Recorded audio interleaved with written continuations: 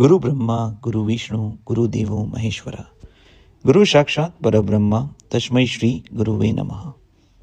મહાભારતમાં પણ ગુરુને ભગવાનથી ઊંચો દરજ્જો આપવામાં આવ્યો છે.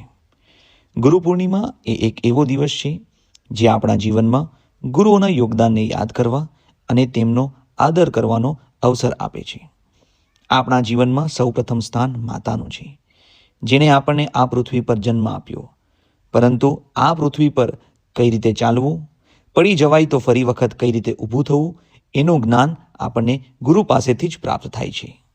મહાપુરુષોએ પ્રાપ્ત કરેલા જ્ઞાન પાછળ ગુરુએ આપેલું જ્ઞાન જ જવાબદાર છે. અરે મહાપુરુષો તો શું, આપણા સૌના તારણહાર ભગવાન શ્રી કૃષ્ણના પણ શ્રી સંદીપનીજી ગુરુ હતા. સ્વામી વિવેકાનંદના પણ શ્રી રામકૃષ્ણ પરમહંસ જેવા ગુરુ હતા. જે રીતે પારસમણી લોખંડ પર ઘસાય છે છતાં પણ એ લોખંડને સોનું બનાવે છે, અને ચંદન કોઈ બીજા પદાર્થ પર ઘસાઈને એ પદાર્થને પણ પોતાના જેવો સુગંધીદાર બનાવે છે.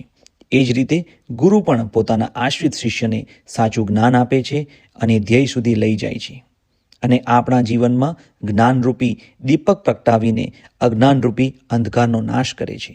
આ જીવનરૂપી મહાસાગરમાં હાલક ડોલક થતી આપણી જીવન નૈયાને સ્થિર કરવાનું કામ ગુરુરૂપી નાવિક જ કરી શકે છે. જે રીતે બગીચાની સંભાળ અને તેના વિકાસ માટે એક માળીની જરૂર છે, એ જ રીતે આપણા જીવનરૂપી બગીચા માટે એક ગુરુની જરૂર છે.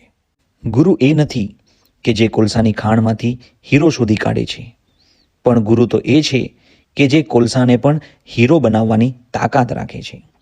ચાલો આજે વચન કરીએ કે ગુરુના શીખેલા પાઠને જીવનમાં ઉતારશું અને તેમના માર્ગદર્શન પ્રમાણે સારું માનવ જીવન જીવવાનો પ્રયાસ કરીશું. અંતે હું બસ એટલું જ કહીશ, જીવનમાં જો એક સારો ગુરુ મળી જાય તો દિશા અને દર્શન બંને મળી જાય. શુભ ગુરુ પૂર્ણિમા.